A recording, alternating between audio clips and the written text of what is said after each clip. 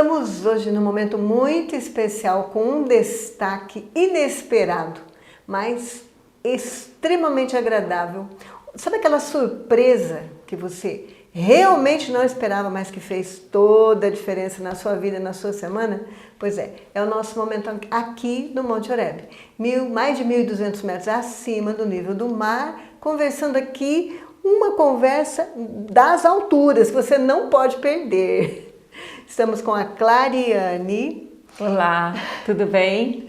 Ela é uma pessoa da qual eu fiquei sabendo há talvez, vamos por aí, uns 20, 25 anos passados, mas nunca pensei que fosse encontrar pessoalmente.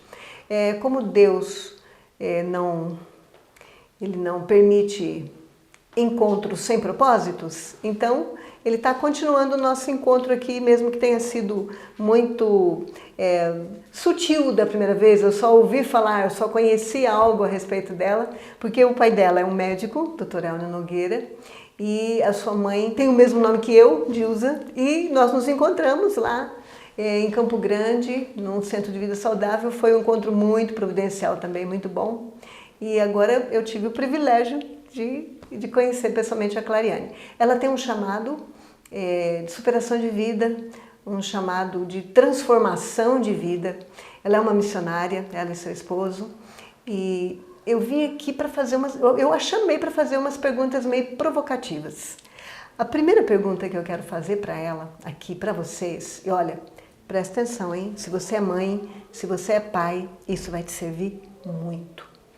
Em algum momento, que depois você pode acompanhar, no testemunho dela, primeira parte 1, ela mostra ali uma foto, um slide com a sua família, ela pequenininha, né? Já bem assim evidente, mostrando a língua, bem evidente que ela era diferente.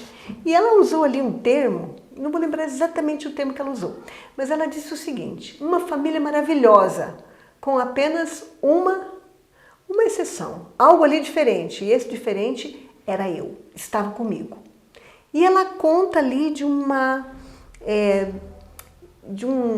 talvez uma personalidade que não combinava com aquela família maravilhosa. E eu fiquei pensando ali, falei certo? Perfeito. E eu fiquei imaginando ali, mas como é que pode isso? Tão pequenininha, já tinha consciência desse destoamento, desse sofrimento intrapsíquico, esse sofrimento interno que muitas vezes a gente só vem a entender depois que estuda muito sobre si mesmo, depois que entende leis da vida, depois que chora muito aos pés do Salvador. Senhor, o que tem de errado comigo? A Clariane já sabia desde criança que tinha alguma coisa que destoava e mais forte do que ela. Uhum. Então a minha pergunta para ela, e mais uma vez, preste atenção, porque isso pode ser uma virada de chave na sua vida. Olha só, a que você atribui essa neurotipia, vamos dizer assim? Você era tão diferente e você não era feliz daquela forma, mas não conseguia funcionar de forma diferente. Da onde que veio isso? Uhum. Se você faz questão de falar de uma criação maravilhosa, igualitária, 2 irmãs, né? Isso, 2 filhas, pais assim, excepcionalmente bons. Da onde que veio essa rebeldia sem causa?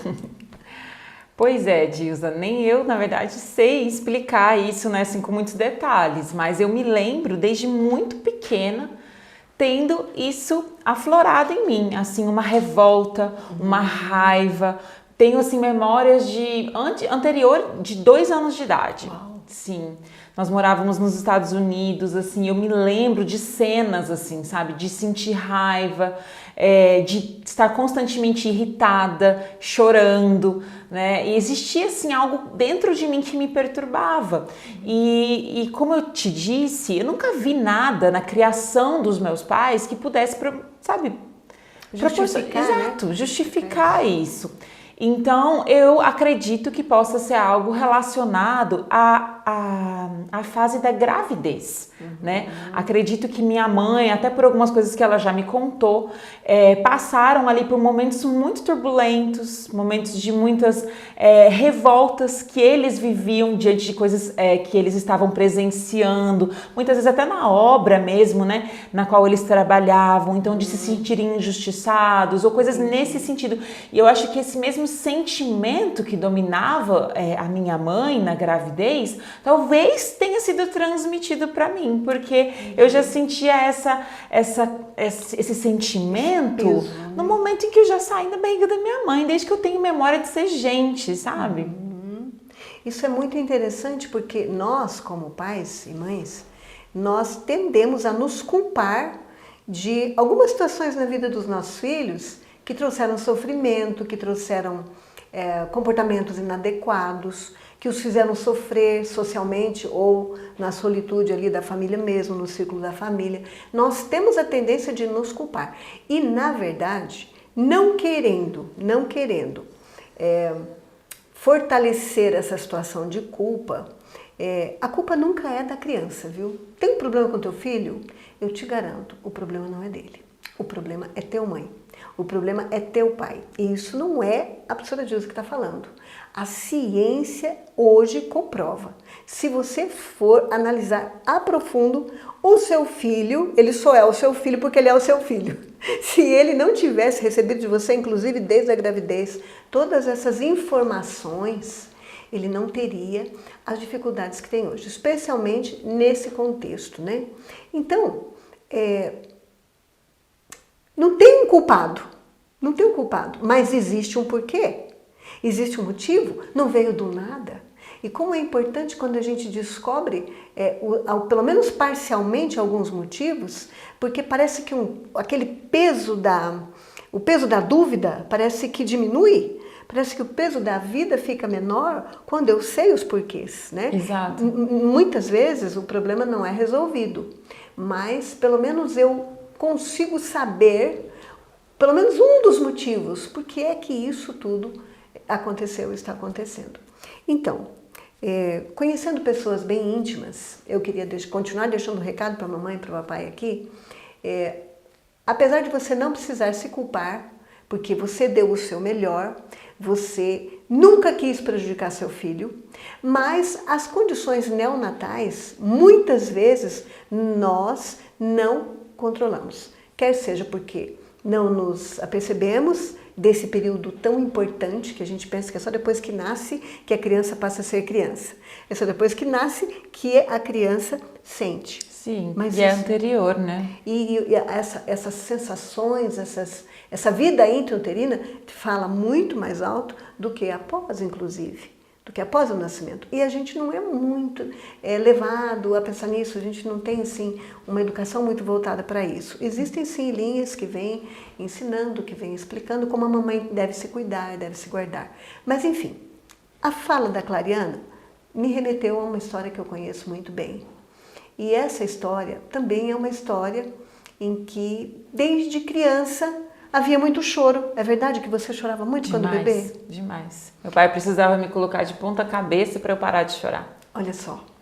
Então, a gente fica se remetendo a histórias que a gente já conhece, já ouviu, já vivenciou, e nós acabamos chegando a algumas conclusões. Provérbios 4:23, sobre tudo o que se deve guardar, guarda o teu coração, porque dele procedem as fontes da vida. Meu Deus, o que é guardar o seu coração? Você já parou para pensar nisso? Então, numa gravidez, quando a mamãe não guarda o seu coração, vamos dar um exemplo simples. Você já teve motivos para chorar e achar que não ia parar mais? Não sei. Com certeza. Pois eu também. Hoje, eu pensando nesse assunto, o que é guardar o coração? Calma. Palma, palma, palma, não criamos cânico. Eu tenho vontade de chorar. E eu acho que se eu começar a chorar, eu não vou parar mais. Exemplo. Mas, e se eu quiser guardar o meu coração? Como é que eu devo agir nessa circunstância? Nesse momento de gatilho de choro destrambelhado, né? Desregulado. Bom, você pode fazer o que você quiser. Mas uma sugestão minha, marca a hora. Senhor, eu preciso chorar, senão eu vou explodir, eu tenho que chorar. Mas eu também tenho que lavar roupa, eu também tenho que cuidar dos outros filhos, eu tenho que cuidar de um esposo, eu tenho minhas responsabilidades com minha família, com a igreja, com o meu trabalho. Então, eu vou chorar tanto tempo. O Senhor me ajuda a me aliviar nesse tempo, porque depois eu tenho que fazer outras coisas. Eu vou lavar o rosto, vou levantar e eu vou tocar minha vida.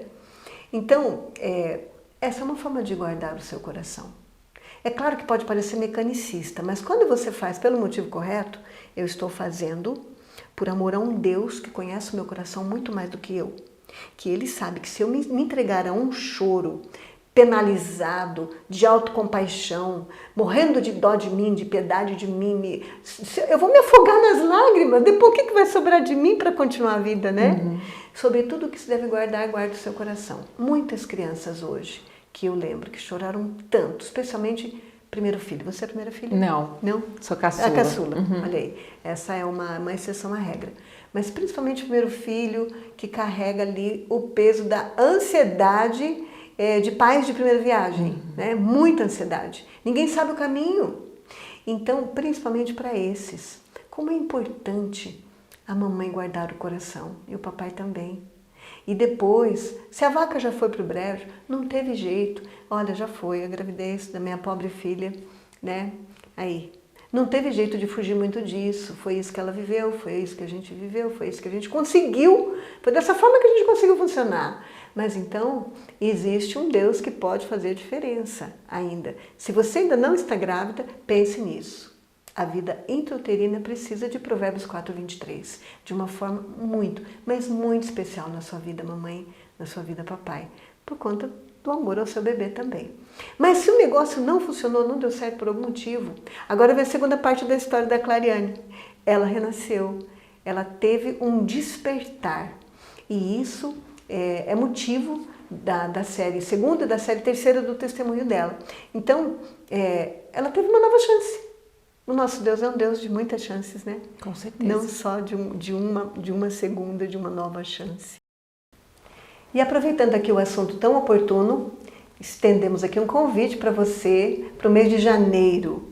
Entre os dias 11 a 18 acontecerá aqui no Monte Oreb o programa Renascer, que é um programa específico para as pessoas que estão procurando respostas, que estão procurando uma virada de chave na vida, física, mental e espiritual. Esse programa pode ser o seu, pode ser o nosso momento de renascimento. Nós vamos esperar você aqui nas inscrições, em algum local aqui que você vai ver. Então, como você se sente hoje como uma pessoa que pode reescrever toda essa história, desde o choro, desde de se sentir irritada, desde que se conhece por gente, até você pode reescrever isso. Como é que foi esse despertar e o que você está fazendo nessa escrita para ser diferente? Conta um pouquinho para nós.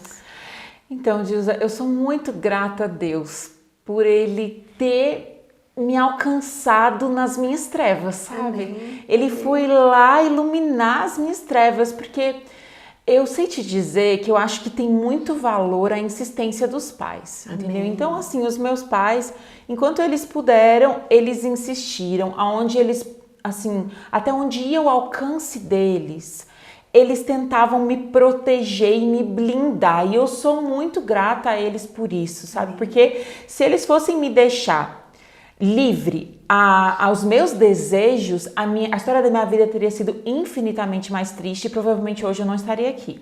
Então os meus pais foram segurando aonde dava, e aí no momento em que não deu mais, eu já tinha uma certa maturidade, eu já tinha 20 e poucos anos, então aqueles erros de adolescência, né, foram evitados por aquela educação. O pior foi evitado. Exato. Porque eles tiveram visão e você, de alguma forma, também se permitiu. Você nunca saiu desse campo de visão deles, né? Exatamente. Porque eu tinha sempre uma grande admiração por eles. Olha, eu percebia que o que eles faziam era pro meu bem, eu percebia que eles tinham o melhor para mim, mas eu queria viver outras coisas e ninguém ia me impedir disso, sabe? Então eu só fiquei esperando chegar a minha vez. E até que o dia que chegou a minha vez, não deu mais para eles segurarem, eu comecei a viver a minha vida.